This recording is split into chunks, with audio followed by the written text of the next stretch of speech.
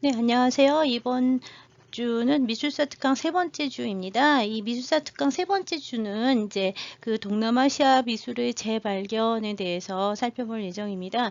이 재발견이라고 하는 말을 쓰기는 좀 어렵긴 할 수 있습니다만, 이게 동남아시아의 미술과 또는 이렇게 예술 작품들에 대한 관심을 이제 보이기 시작하는 거는 사실 근세기에 그 식민지를 경영했던 그 서양인들에 의해서 재발견되기 시작을 합니다. 이 서양인들과의 관계를 얘기를 할 때 이제 제일 중요한 게 동인도 회사라고 하는 존재가 있는데요. 이 동인도 회사는 17세기 정도부터 1600년대부터 시작을 해서 영국과 그 다음에 네덜란드, 프랑스 같은 나라들에서 이렇게 동방 항로의 독점적 운영을 위해서 국가가 중심이 돼서 그 상업을 위한 그 회사를 운영을 했는데, 그걸 이제 동인도 회사, 이스트 인디아 컴퍼니라고 부르는데요. 이 이스트 인디아라고 얘기를 하는 건 사실 인도보다 동쪽을 얘기를 하는데, 인도를 지나서 인도를 포함하여 동쪽이 되니까 동남아시아 지역이 대부분이라고 보시면 되고요. 이 이스트 인디아 컴퍼니가 했던 것들이 뭐냐면 중국과 동남아시아와 인도, 아랍의 항로에 있는 무역을 거의 이제 그 전담하는 데였다고 보시면 됩니다. 그래서 이거는 맨 처음에 이제 이 인도 동남아 항로에 독점을 했던 것은 물론 이제 마젤란을 비롯해 가지고 이 세계 항해를 했던 포르투갈 쪽에서 먼저 시작을 했습니다. 그래서 16세기 초에는 인도와 동남아 항로는 대부분 다 포르투갈이 독점적으로 운영을 하면서 막대한 이익을 올렸다고 알려져 있고요. 그 당시 포르투갈이 운영을 했을 때 동방에서 가져오는 것은 대부분 후추가 제일 많았고요. 후추를 비롯한 각종 향신료 같은 것들이 이제 많이 들어왔고, 그 다음에는 이제 드물게 중국 쪽에서 들어오는 도자기 같은 것들도 있었던 것 같습니다. 이 16세기 초반에 포르투갈의 동방 항로 운영이 엄청난 이익을 낳으면서 17세기 초반이 되면 영국과 네덜란드와 프랑스가 이제 이 동방 항로 운영에 뛰어들기 시작을 하는데요. 그래서 오늘은 이제 첫 시간에 주로 네덜란드 동인도 회사를 중심으로 해서 인도네시아의 식민지 경영과 문화유산의 그 수집에 대한 부분을 1차 시에서 살펴보고요. 제 2차 시에서는 역시 이제 네덜란드의 그 식민지가 되어서 일찍부터 그 서양인들 사이에서 이제 현지의 문화를 어떻게 이제 서양인들이 하는 재발견 속에서 이 문화를 어떻게 보았는가에 대한 그 자바 중심의 이제 그 미술품의 재발견과 그 다음에 이제 보로부두르를 비롯한 유적들의 현황, 그 다음에 이제 인도네시아 국립박물관의 현황 같은 것들 제 2차 시에서 살펴볼 예정이고요. 제 3차 시에서는 프랑스가 인도차이나 반도를 식민지로 경영을 하면서 베트남, 라오스, 캄보디아 일대를 그 식민지 경영하면서 그 일대에 이제 앙코르 유적들을 재발견하는 얘기들을 주요 탐험가들과 그 다음에 수집사 같은 것들을 중심으로 살펴볼 예정입니다. 그러니까 1차 시와 2차 시는 인도네시아 자바를 중심으로 해서 네덜란드와의 관계를 살펴볼 거고요. 3차 시에서는 프랑스를 중심으로 프랑스와 인도차이나 반도의 관계를 살펴보신다고 생각을 하면 되겠습니다. 지금 보시는 거는 17세기 이스트 인디아 컴퍼니에서 이제 그렸던 동남아시아의 지도를 보고 계십니다.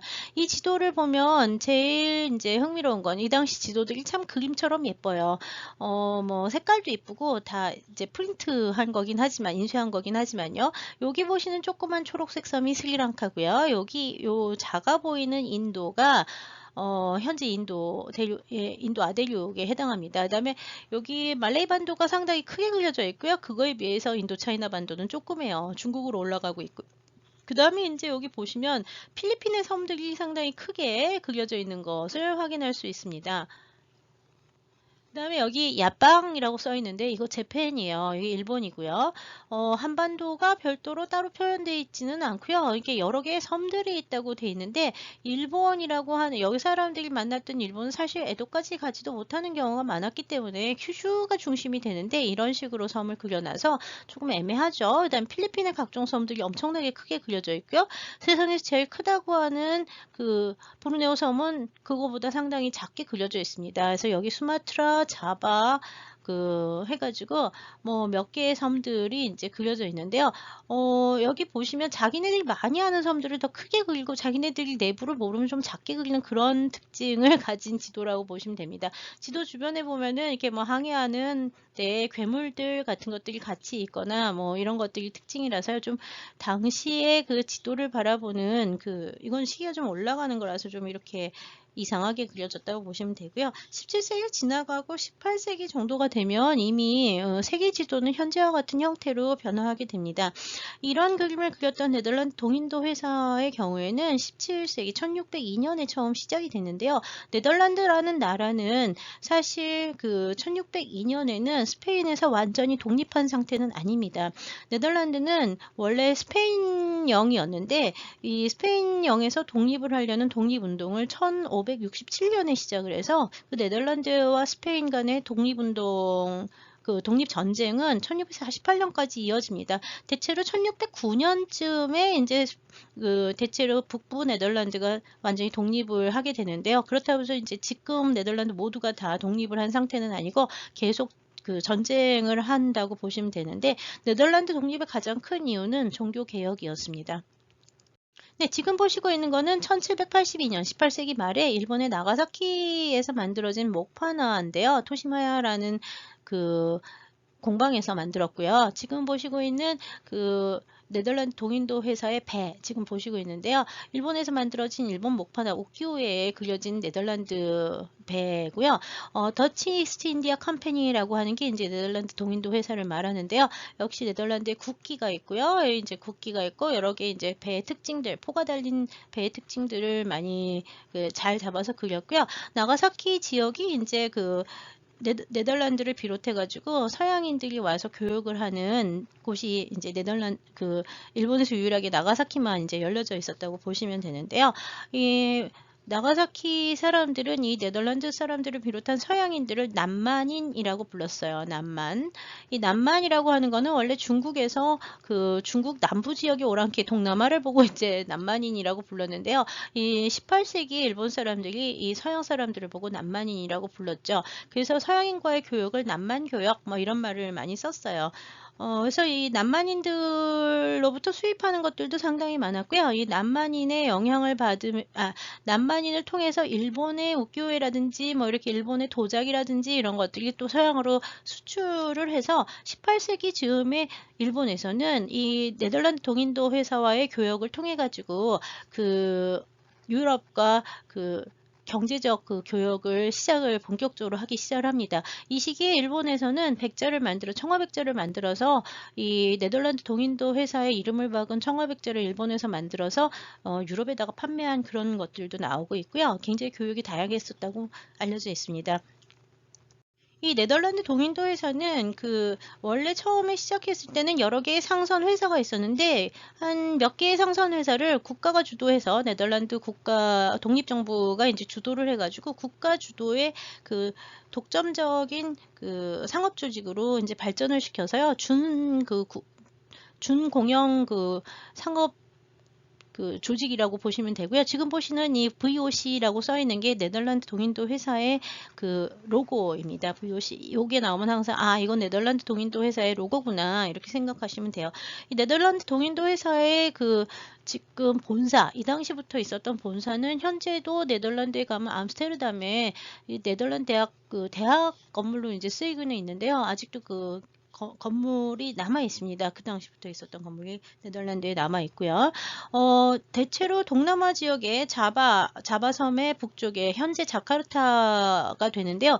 이 자카르타 지역 일대에다가 바타비아라고 하는 총독부를 설치를 하고 네덜란드 총독부가 이제 동인도 지역 본인들이 말하는 동인도 지역, 현재 동남아시아 지역의 인도네시아 일대의 섬들, 말루쿠하고, 그 다음에 이제 자바, 발리, 뭐 이런데, 순다 열도랑 뭐 이런데 섬들의 식민지 경영을 바타비아에 있는 총독부에서 이제 관할을 하면서 유럽과 관계를 맺으면서 교역을 독점적으로 행했습니다.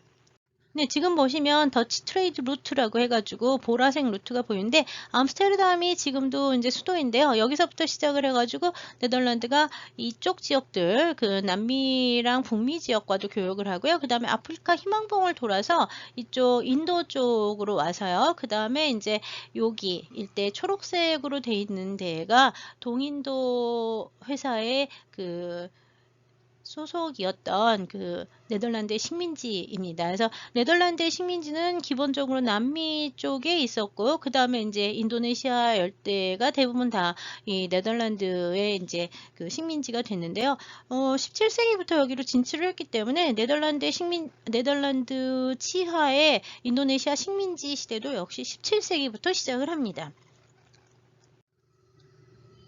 네, 지금 보시는 거는 뭐 그 인슐레 하면은 그 지도가 되는데 하여튼 그 당시에 동인도 회사에서 관련했던 그 섬들이죠. 그 보르네오 섬이 되고요. 여기 이제 자바가 있습니다. 그래서 보르네오, 자바, 수마트라, 말레이반도 해가지고 지도들, 동인도 지역의 지도들을 이렇게 표현을 해놓고 있는 또 다른 예들을 봤고요. 여기 상선 보면은 네덜란드 상선이라는 거 국기 보고 금방 알 수가 있죠.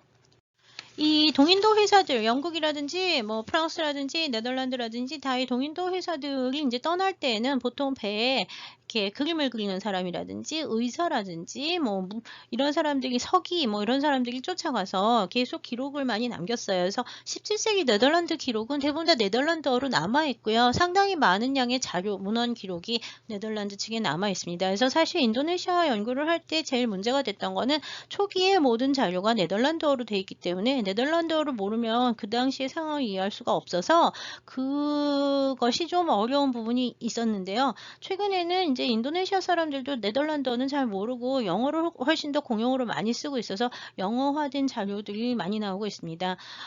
지금 보시고 있는 거는 그 네덜란드 그 총독부가 있었던 바타비아의 그 총독부 전경을 이제 그 당시 그 판화로 그려놓은 것입니다. 수채화나 판화, 그 인그레이빙 판화라고 해가지고 뭐 석판화 그런 것들로 이제 그려진 그림들이 상당히 많이 남아 있습니다. 17세기 자료들이 상당히 많이 남아 있고요. 이 네덜란드에 갔다 왔던 사람들의 기록이라든지 그 당시에 인도네시아뿐만 아니라 뭐 아프리카를 돌고 뭐 이러면서 이 모아왔던 각종 유물들은 이 네덜란드에서 이제 그 아시아에 대한 아주 이렇게 그 수집 열풍 같은 것들이 있어서요. 그 사람들이 굉장히 수집을 많이 했었다 그래요. 그래서 그 몇 개의 특별한 그 박물관들이 이제 생겼는데 그 수집품들을 모아놓은 중요한 박물관 중에 하나가 이따가 보실 그 라이덴에 있는 민족학박물관이라는 데가 있고요. 그 다음에 오늘 보여드리지는 않지만 암스테르담에 가면 트로피컬 뮤지엄이라는 데가 있는데 이 트로피컬이라는 말은 말 그대로 열대 뮤지엄입니다. 이 트로피컬 뮤지엄이라고 하는 게 되게 재밌는 그 테마인데요. 이 사람들이 네덜란드 가본 적이 있는지 모르겠는데 네덜란드는 그 유럽에서도 그러니까 약간 북쪽에 있기 때문에 그 남유럽에 비해서는 북유럽 쪽이라서 겨울은 춥고 그다음에 이제 비가 좀 많이 오고 날씨가 좋을 때는 좋지만 그 겨울이 길고 습한 그런 특징을 갖고 있어요. 그리고 뭐 아주 더운 날씨가 되는 적이 많지는 않은 동네에 살던 사람이 동남아에 와서 식민지를 경영을 할 때 제일 문제는 동남아는 1년 내내 여름이잖아요. 1년 내내 여름이고 날씨는 대부분 뭐 폭우가 쏟아지는 경우가 있긴 하지만 언제나 덥죠. 1년 내내 사시사철 덥고 습하다. 해가 쨍쨍 난다. 그래서 이제 이 네덜란드 사람들이 여기 와서 제일 문제가 되는 게 풍토병이에요. 풍토병. 예, 지금도 풍토병은 많죠. 우리가 풍토병이라 그러면 제일 많이 드는 게 말라리아 같은 그 병들을 드는데요. 이 당시에 물론 말라리아를 비롯해서 여러 가지 풍토병들이 있었어요. 그래서 그 식민지에 왔었던 식민지를 경영하러 왔었던 사람들이 이 지역에서 풍토병에 걸려가서 죽거나 또는 이제 아픈 상태로 귀국을 하다 죽거나 또는 돌아가긴 했는데 나은 게 제대로 안 나와가지고 평생 고생을 하거나 이런 얘기들이 상당히 많이 남아 있는데요. 여하튼 이 열대 기후와 열대 환경이라고 하는 거에 대해서 그 관심을 가지면서 발전을 한 게 의학 쪽이 상당히 발달을 해서요. 이 트로피컬 스터디스라고 얘기를 하면 맨 처음에 의학이 먼저 나와요.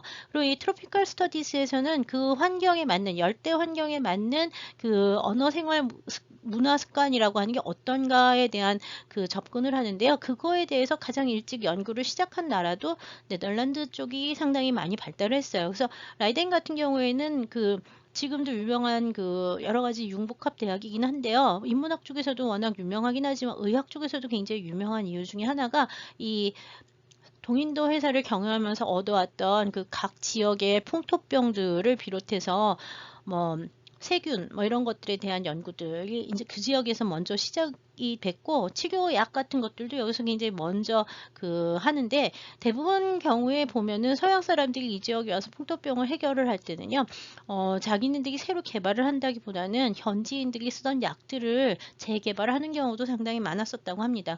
여하튼 도시를 새로 유럽식으로 꾸며서 만들었고요. 이 바타비아 시내의 모습은 현재 자카르타에 가시면 자카르타에 옛날 바타비아 지구가 있어요. 그래서 지금은 이런 것들이 전부 다 박물관으로 변해 있는데요. 그 지역에 그 아직도 그 식민지 시대의 건축이라든지 문화 양식들이 남아 이 27세기부터 지어졌던 문화 양식들이 남아 있는 것이 많이 있습니다.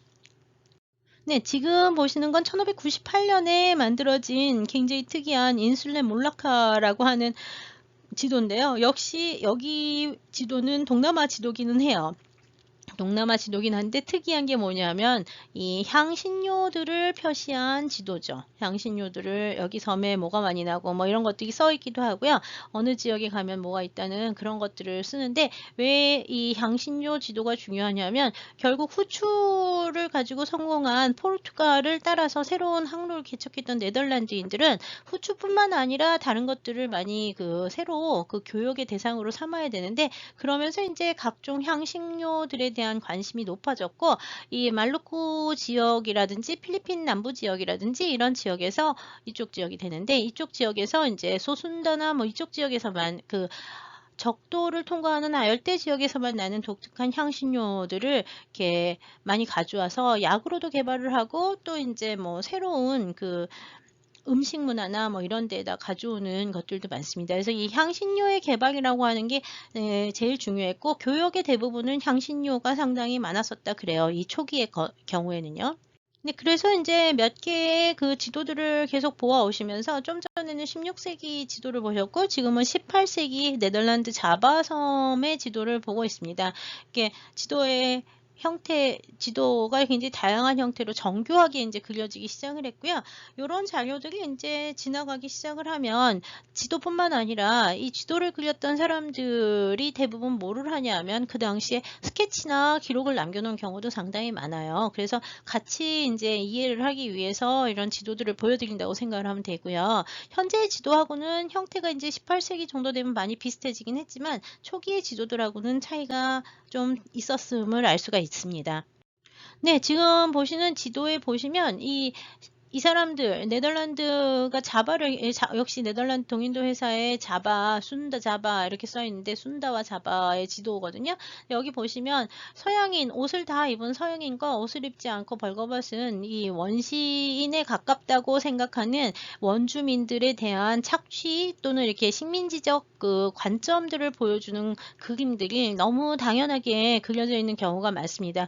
예, 네덜란드의 이 동인도 회사의 사람들은요, 여기서 이제 수확을 해야 되는 이런 것들은 자기네들이 걷어가야 될 돈에 그 자금을 벌 수 있는 그 돈의 대상으로만 봤지 이 사람들을 인간적으로 취급을 한다든지 동등한 사람이라고 생각해 본 적이 없습니다. 이게 인간보다 못하다고 생각을 한 거예요. 자기네들은 인간이고 이 사람들은 인간이 아니다라고 생각을 해서 이 원주민들에 대한 처우는 상당히 나빴고 언제든지 뭐 굉장히 많은 사건이 일어나요. 그래서 뭐 학살도 무지하게 많이 되고요. 그 다음에 이제 학살을 당하기도 합니다. 이 사람들이 당하기도 한다는 얘기예요. 그래서 이제 인도네시아에서는 이 식민투쟁이라고 하는 게 뭐 아주 공공연하게 많은 적도 있었지만 또 이렇게 조용하게 진행이 된 경우도 있고요. 이 대놓고 식민지의 원주민들을 차별하는 것들이 17세기부터 시작을 해서 뭐 엄청 오래 지금까지도 사실은 있다고 볼 수도 있는데요.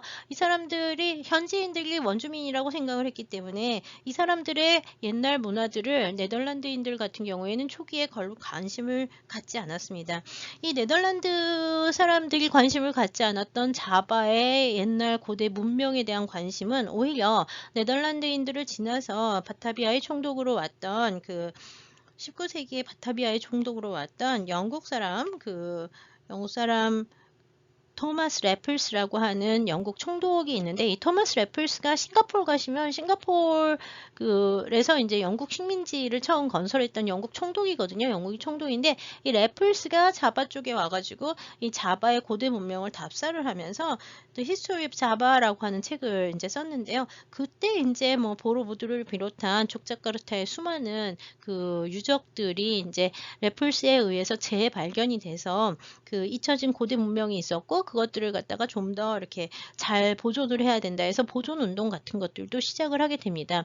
이 식민지의 경영은 영국이 식민지를 경영을 했던 방식과 네덜란드가 식민지를 경영했던 방식, 그리고 프랑스가 식민지를 경영했던 방식 다 달랐기 때문에요. 조금씩 다 그 경영 방식은 좀 차이가 많이 있어요. 근데 비교적 좀 경영 방식이 그 현지인들과의 관계를 많이 나쁘지 않다기보다는 하여튼 현지인들이 지금까지도 그 식민지 시대를 고마워하는 거는 영국 정도가 좀 유일하게 예외적일 것 같이 좀 좋은 편이고요.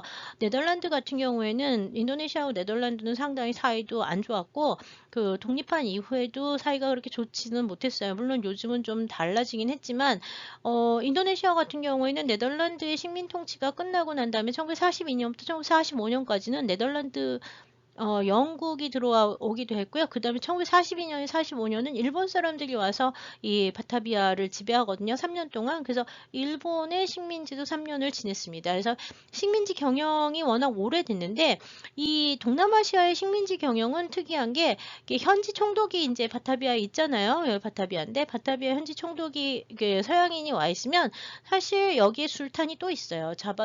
자타비아도 술탄이 있고요. 각 동네에 술탄들이 있어서 이 각 동네 술탄들하고 이 총독하고 서로 대등한 관계에서 상호 협력을 합니다. 상호 협력을 해가지고 사실 총독들이 현지인들의 문제가 생긴 걸 갖다가 다 금방 관리를 한다기보다는 이 술탄들을 관리하는 사람들이 총독이라고 보는 게 더 나을지도 모르겠어요. 그래서 이 현지인과 그 다음에 이제 현지인들의 대표와 그 다음에 이제 새로 들어온 총독들, 이방인들 또는 이게 식민지 지배자들의 그 관계가 굉장히 기묘하게 같이 흘러가면서 발전을 해서요. 지금도 정치가 조금 독특한 양상으로 발전을 하는 경향들이 있습니다. 네, 지금 보시는 게 이게 토마스 래플스라고 하는 영국 총독이 와서 이제 자바를 탐험하면서 봤던 여러 가지 사원들의 모습을 이제 그린 건데요. 이 래플스가 다닐 때 이제 같이 그림을 그렸던 사람은 윌리엄 다니엘이라고 하는 사람이 이제 주로 많이 그렸고요. 그 책에 나온 사파로 남아 있고요. 원화가 남아 있는 경우도 있습니다. 지금 보시는 건 라지 템플 앳 브람바난이라고 써 있어서요. 브람바난이라고 써 있는데 이게 세계문화유산으로 등재되어 있는 힌두교 사원인 프람바난의 그 19세기 초반의 모습입니다. 19세기 초반에. 그래서 뒤에 보면은 이렇게 산이 보이고요. 메라비가 보이고 있고요. 여기 이제 완전히 폐허가 돼서 그 나무가 울창하게 밀림 속에 이제 갇혀진 그 고대 유적의 모습을 바라보는 장면이 그림으로 표현이 되어 있습니다. 그래서 당시 19세기에는 그 유적들이 대부분 다 이렇게 밀림 속에 뒤덮여 있어서 나무가 다 자라 있고 그 유적이라고 생각을 안 했는데요. 그 가장 큰 이유 중에 하나는 자바의 원래 원주민들은 대부분 이 시기에 이슬람교를 믿고 있어요. 술탄들은 대부분 이슬람을 많이 믿고요. 그 다음에 일반인들의 경우에는 뭐 샤머니즘부터 시작을 해서 뭐 그 원시 종교들도 많이 갖고 있고 주술적인 뭐 무당 같은 것 유족들도 좀 있고 이제 이래서 그 상류층은 이슬람을 믿고요. 그 다음에 이제 중하류층은 뭐 샤머니즘을 비롯해서 그냥 원시 종교들을 갖고 있었기 때문에 이 힌두교 사원이라고 하는 거에 대해서는 그렇게 별로 좋은 느낌으로 있지 않았어요. 그래서 이런 유적들은 이제 그 이슬람 지배자의 입장에서 볼 때는 술탄들의 지배에서 여기 완전 그 이교도의 천지이기 때문에 이거 뭐 다 괴물들의 세상이라고 생각을 해가지고 보호해야 된다는 생각이 원래 없었죠. 이 이슬람 국가, 지금 그 인도네시아는 지금도 이슬람 국가이기 때문에요. 이 유적들, 불교나 힌두교 유적에서 나오는 이런 유물들은 일종의 필요 없는 거라고 생각을 해가지고, 80년대나 90년대에 이 인도네시아를 가면은요, 뭐, 유적에서 나온 불상, 불두 뭐 이런 것들 그냥 이거 사가세요. 뭐 이거 필요 없는데 뭐 뭐 몇 달러 해가지고 사가라고 하고 뭐 그래 막 유물을 내다 파는 경우도 되게 많았었다 그래요. 네, 지금 보시는 것도 역시 자바 사람들, 코트 드레스면은 그래도 높은 그 왕실의 복식을, 술탄 복식을 한 자바 사람의 모습인데요. 뭐, 지금 기본적으로 옷 자체가 남자들은 옷을 많이 벗고 있었기 때문에 이런 식으로 그려지면서 서양인들의 그 문화체계, 복식 문화체계에 맞지 않는 이런 사람들을 이렇게 굉장히 미개한 야만인들이라고 인식하는 경향이 상당히 강했습니다. 지금 보시고 있는 거는 이제 윌리엄 다니엘이 이제 그린 토마스 래플스를 비롯해서 이제 이 윌리엄 다니엘이라는 사람 동남아를 계속 다니면서 여러 가지 여행기도 날리고 글도 쓰고 이제 그림도 많이 그렸는데요. 지금 보고 있는 거는 인도네시아가 아니라 프롬이에요. 프롬은 어디냐 하면 현재 미얀마에 그 세계문화유산으로 등재가 돼 있는 퓨 시대의 실크셰트라라고 하는 유적이 프롬인데요. 이건 미얀마예요. 그러니까 미얀마 유적을 이제 보고서는 그린 그림도 같이 남아 있습니다. 그러니까 이 사람들 일종의 여행가 겸 그 작가 뭐 이런 사람들이라서요. 다니는 지역이 한 지역만 다닌 게 아니라 이 지역 저 지역을 좀 많이 다녔고요. 상당히 여러 개 19세기에 이런 스케치라든지 그림이라든지 이런 건 많이 남아 있고요. 18세기, 19세기에는 이렇게 그림만 그린 것이 아니라 이걸 대상으로 그 소설도 굉장히 많이 써서요. 각가지 종류의 그 소설들이 지금도 많이 남아 있습니다. 특히 19세기에 동남아를 대상으로 하는 소설들은요. 굉장히 많이 남아 있는데요. 그 중에 이제 뭐 미얀마에 대해서도 뭐 버마 시절, 조지 오웰의 버마 시절 뭐 이런 소설들이 이제 남아 있고요. 뭐 자바에 대해서도 많이 남아 있습니다. 그 다음에 이제 나중에 소설 얘기는 그 3차 시에 앙코르 할 때 그 프랑스 문화장관을 제든 앙드레 말로 같은 사람이 이제 자기의 인도차이나 반도에서의 경험을 소설로 썼던 얘기들도 있고 그래서요. 19세기에 이런 기록이라든지 아니면 그림 같은 것들이 유럽에 많이 남아 있어서 이 동남아의 그 당시의 모습을 얘기를 할 때는 19세기부터 이제 거슬러 봐야 되는 경우가 상당히 많이 있습니다. 네, 네덜란드 사람들이 이제 그 식민지 시대부터 수집을 해온 동남아시아 지역의 물건들은 지금 라이덴의 국립민족학 박물관이라고 하는 이 건물에 대부분 소장이 되어 있습니다. 이 라이덴에 있는 민족학 박물관은 뮤지엄 볼켄쿤데라고 되어 있죠.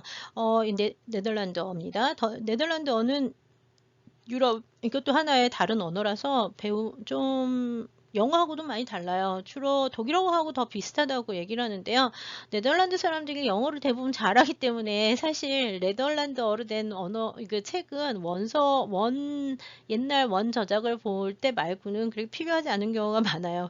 영어로 되어 있는 게 훨씬 많고 이 사람들이 대부분 영어 소통이 워낙 가능하기 때문에 네덜란드 사람들은 인근에 프랑스와 영국과 그다음에 독일이 있어서요. 보통 학생들이 4개국에서 5개국어를 유럽어를 배우고 삽니다. 그리고 그 당시에 이제 17세기의 경우에는 네덜란드 사람들이 그 스페인의 지배를 받았었기 때문에 스페인어를 공용어로 처음에 쓰다가 그 개신교로 이제 바꾸면서 종교개혁하면서 이 네덜란드 지역은 스페인의 카톨릭에 반대해서 개신교를 믿거든요. 그래가지고 이제 개신교를 중심으로 하는 신앙의 자유를 위해서 이제 독립운동을 했었던 나라기 때문에요. 현재 네덜란드어는 그 지역 플랑드러 방언이라고 하는 거고요. 네덜란드 자체도 사실은 조그만 나라긴 하지만 기본적으로 3개의 나라가 모여서 네덜란드가 된 거라서요. 언어가 지역적으로 좀 차이가 있고요. 문화도 조금씩 차이가 있다고 보고 있습니다. 네, 인도네시아 이 라이덴의 국립민족학박물관을 비롯해서 아까 잠깐 말씀드렸던 그 암스테르담에 있는 그 트로펜 뮤지엄, 트로피컬 뮤지엄이라고 하는 데가 트로펜 뮤지엄인데, 이 트로펜 뮤지엄이나 이 볼켄 쿤데 같은 뮤지엄들에 오시면 민족학박물관, 뭐 열대박물관 전부 다 인도네시아 유물이 가장 많습니다. 그래서 사실 제일 좋은 유물들은 인도네시아 국립박물관에 있는 것보다 더 좋은 유물들이 여기 있다고 얘기를 해요. 근데 모든 유물들이 다 공개되어 있는 건 아니고요. 생각보다 이 라이덴 자료들이 이렇게 많이 알려져 있지는 않은 편이에요. 여러 가지 이유가 있긴 합니다. 그리고 이 네덜란드의 박물관 전시는 굉장히 좀 민족학적, 에스노그래픽한 전시를 하기 때문에요. 이렇게 보통 주제별로 모으거나 아니면은 뭐 재질별로 모으거나 이래서 좀 우리가 생각하는 그 역사적 방식의 그 전시하고는 좀 많이 다르다고 보시면 될 것 같아요. 그리고 굉장히 이렇게 인터랙티브하거나 이렇게 사람들이 교감을 할 수 있는 데를 중요해가지고요. 지금 보다시피 석상들, 인도네시아의 이거는 이제 12세기, 13세기에 그 동부자바 지역에 있는 짠디 싱하사리라고 하는 데서 한 잔디에 있는 유물 전부 다 가져왔거든요. 그리고 이제 굉장히 좋은 유물들, 조각들이 이제 맨 처음에 있는데요. 여기 이제 이런 유물들을 가져와서 이제 짠디 싱하사리의 모습이 뒤에 이렇게 패널로 나오고요. 이제 유물들을 봐서 만지지 말라고 써 있긴 하지만 만지려면 만질 수도 있는 오픈 전시들을 많이 하고 있는 게 또 특징 중에 하나예요. 지금 13세기의 그 조각들을 가장 대표적으로 맨 앞에 놔두고요. 그 뒤로 가면서 이제 장신구라든지 뭐 퍼펫이라든지 뭐 이런 것들이 이제 종류별로 모아져 있습니다. 시대하고 상관없이 종류별로 모아져 있는 게 특징이라고 보시면 되고요. 예, 이 짠디 싱하사리 유적에서 나온 각종 조각들 중에서 제일 유명한 거는 그 당시에 여왕 그 데데스라고 하는 여왕의 모습을 만든 바냐바라밀 보살상이 있는데, 그 보살상 같은 경우에는 인도네시아가 독립한 다음에 그 독립 기념으로 다시 돌려줬어요. 그래서 인도네시아 국립박물관에 가면 이제 있고요. 거기서 나온 다른 유물들은 이제 두르가라든지 가네시라든지 이런 좀 밀교계의 도상들은 아직도 이제 여기 국립박물관에 있습니다. 네. 그 다음에 이 국립박물관에는 그 당시 이제 그 인도네시아 식민지의 술탄들이 사용을 했었던 그 18세기, 17세기부터 19세기 정도까지의 그 술탄들이 사용했던 상류층의 금제 장신구의 보석이 달린 이런 뭐 관이라든지 아니면 지금 뭐 브로치라든지 목걸이라든지 귀걸이라든지 칼이라든지 뭐 이런 것들이 뭐 엄청나게 많이 수집이 돼 있고요. 특히 금제품이 어마어마한 양을 보유하고 있는데요. 그 유물들은 전시가 일부 돼 있기도 하고 전시가 일부 돼 있지도 않기도 하고 그러는데요. 뭐 역시 이제 뭐 그 반환 문제가 계속 있기는 합니다. 하지만 개인들이 이제 뭐 돈을 주고 사온 게 많다라고 하는 증명서도 있는 경우가 있어서 이게 그 돌려받지 못하는 것들도 좀 있죠. 네, 이거는 이제 발리 쪽에서 만들어지는 힌두교 신상, 가루다를 탄 비슈누신 같은 것들이 이제 있는데, 이건 목조각이고요. 아마 그 수집 연대들이 대부분 18세기에서 19세기가 많아서요. 고즈음에 만들어진 목각 인형들 같은 것들이 있었을 거라고 보고 있어요. 역시 신전에 있었던 것일 가능성이 크고요. 상당히 그 현재 인도네시아에 남아있지 않은 책이라든지 이런 목조각품이라든지 조금 전에 보는 장신구 이런 것들이 우수한 품질의 것들이 상당히 많이 남아있는 편이에요. 그리고 한 18세기에서 19세기부터 이미 흑백 사진을 가지고 당시에 뭐 그 얘기들을 이렇게 흑백으로 사진으로 찍어놓은 것들도 많은데, 그런 것들은 이제 뭐 저작권이 시효가 보통 100년이 지났기 때문에 많이 풀려 있는 편이긴 한데요. 구하기는 조금 어려운 편이죠. 뭐 데이터베이스가 없지는 않지만 네덜란드어로 돼 있어서 검색도 좀 힘든 편이고요. 여하튼 당시에 뭐 나중에 이제 인도네시아 미술 좀 더 하면 또 보시겠지만 뭐 이렇게 그 귀걸이를 착용하고 있는 사람이라든지 축제를 하고 있는 사람들 이런 것도 이제 흑백 사진으로 남아 있고, 그때 그 찍은 사람의 그 귀걸이가 이제 수집이 돼 있고 뭐 이렇기 때문에요. 그 현지에서 어떻게 사용이 돼서 수집이 됐는가에 대한 그 다큐멘테이션, 유물의 다큐멘테이션 얘기 같은 거를 할 때 이 라덴의 박물관 소장품은 굉장히 중요한 사례로 많이 언급되고 있습니다. 여하튼 서양인들의 시각에 맞는 것들을 주로 모아왔기 때문에 사실 현지인들이 중요하다라고 생각을 하는 것도 있지만 서양인들이 보기 좋은 것들이 우선 수집되어 있다는 것이 하나의 특징입니다. 그래서 이제 그것들을 갖다 비판하는 것이 보통 뭐냐면 서양인들에 의해서 유물의 수집 또는 작품의 수집이 선택됐기 때문에 식민주의자 또는 지배자 또는 서양인의 시각으로 동남아 또는 현지인의 문화를 이해하려고 했기 때문에 굉장히 이게 식민주의적 관점이 많은 수집이다라는 비판도 언제나 함께 받고 있어요. 그 부분은 뭐 어떻게 우리가 얘기가 하기 어렵죠. 사실 그 당시 17, 18세기에 식민지의 지배자로 갔던 유럽인들의 눈에 비친 동남아시아를 우리가 다시 보고 있는 거니까 여기 모여 있는 것들이 다 원래 동남아시아를 그대로 잘 보여준다고 얘기를 할 수는 없는 거고요. 그 한 번 씌워진 색안경을 다시 걷어내면서 봐야 인도네시아의 미술 또는 인도네시아 원래 역사 같은 것들을 좀 더 이렇게 잘 이해할 수 있을 것이라고 생각을 해요. 이제 그 컬렉션을 가지고 연구를 할 때 문제점이 그런 부분이 있다는 걸 좀 유념해 주시기 바랍니다. 네, 지금 보시고 있는 건 와양이라고 부르는 건데요. 이 와양은 지금 인도네시아의 그 중요 무형문화재 내지는 그 세계 인류 무형유산으로 등재가 된 것 같은데 와양은요. 이 와양이라고 하는 건 인형이에요. 인형인데 이 인형이 그냥 인형이 아니라 이 인형을 가지고 인형극을 합니다. 인형극에 사용하는 인형을 와양이라고 불러요. 그래서 가죽으로 만들기도 하고요. 지금 이 왼쪽에 있는 거는 가죽으로 만든 거고 오른쪽에 있는 거는 나무와 천으로 만들었는데요. 입체로 만들기도 하고 이렇게 그림자 극에 사용하는 것은 부조로 만들어서요. 색깔은 이쁘게 칠했지만 실제로는 그림자극으로 운영이 되기 때문에 굉장히 섬세한 조각을 해놓은 경우가 많습니다. 이 와양의 수집 같은 경우에는 이게 17세기 정도부터 이미 수집이 돼가지고요. 현재 인도네시아에 남아있는 것보다 더 오래되고 좋은 상태의 인형들이 상당히 많이 있고요. 그 다음에 이제 일부 이런 인형들은 특히 그러니까 네덜란드 사람들이 식민지에 와 있다가 고향에 있는 자기들의 친척들한테 보내기 위해 선물하려고 사서 보낸 것들이 좀 많이 있는 편이고요. 그런 예들 중에서 어떤 게 또 있냐 하면요. 이건 19세기에 네덜란드의 한 왕녀가 10살 생일을 맞았을 때 동인도 회사에서 350개의 인형을 모아서 왕녀한테 선물을 줬던 거예요. 그래서 350개가 세트로 만들어진 그 인도네시아 인형이 현재 지금 라이덴 박물관에 이렇게 모여져 있습니다. 그래서 종류별로 다 있어요. 인형놀이 할 수 있는 모든 것이 다 있어서 남자도 있고 여자도 있고 높은 사람도 있고 낮은 사람도 있고 그래서 정말 다양한 그 민족지적 특징을 보여주는 것들을 이렇게 모아놨는데요. 왕녀의 생일을 선물하기 위해서 이 동인도 회사에서 수집을 해서 보낸 거죠.